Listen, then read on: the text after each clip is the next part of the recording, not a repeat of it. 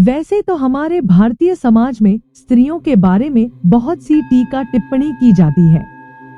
उनके चरित्र, गुण और व्यवहार नापा और तोला जाता है और यह सवाल और जवाब अक्सर दिया जाता है कि एक भली और अच्छी स्त्री के क्या गुण होते हैं।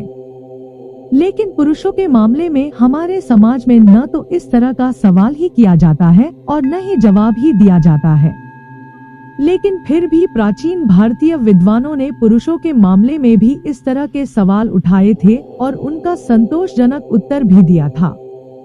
उन्हीं विद्वानों में से एक श्रेष्ठ विद्वान हुए हैं महाभारत कालीन विद्वान विदुर जी। विदुर वे प्रसिद्ध विद्वान थे जिनकी विदुर नीति महाभारत काल से लेकर आज तक मूल्यवान है। विदुर नीति में विदुर जी के विचार दिए गए हैं। विदुर के समस्त विचार बुद्धिमत्ता से परिपूर्ण हैं। विदुर सभी विषयों पर अपने विचारों को लेकर बहुत स्पष्ट थे।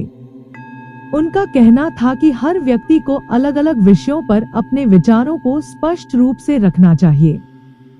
ऐसा करने से जीवन में आने वाली आधी परेशानियों का अंत हो जाता है। विदुर का मानना था कि हर पुरुष में 8 गुण होने चाहिए जिनसे उसकी शोभा बढ़ती है। वह कहते हैं, अष्टो गुणाः पुरुषं दीप्यन्ति, प्रज्ञा च कौलं च दसन श्रुतं च, पराक्रम श्राव बहुभाषिता, दानन यथाशक्ति कृतज्ञता च। विदुर की नीति के 8 गुणों में से पहला गुण है बुद्धि।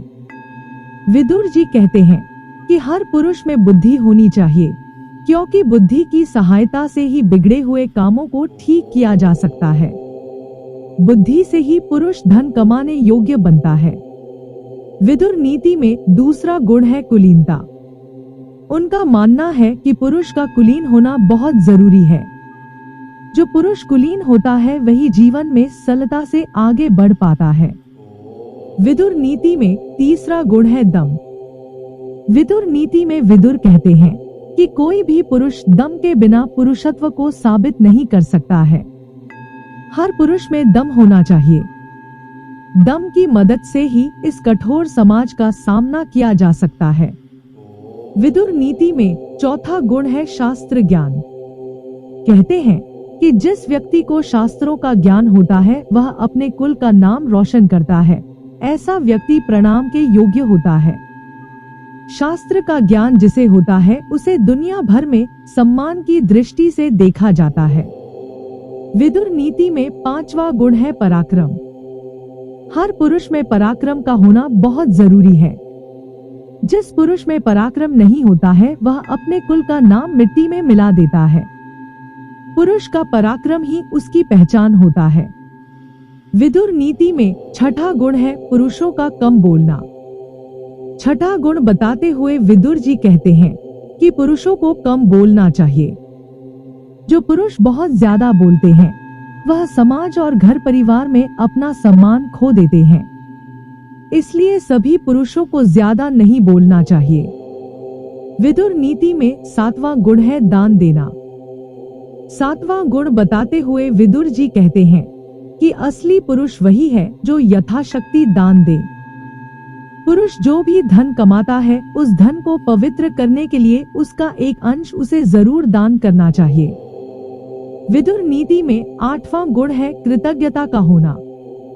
8वां और अंतिम गुण बताते हुए विदुर जी कहते हैं कि पुरुष को कृतज्ञ जरूर होना चाहिए।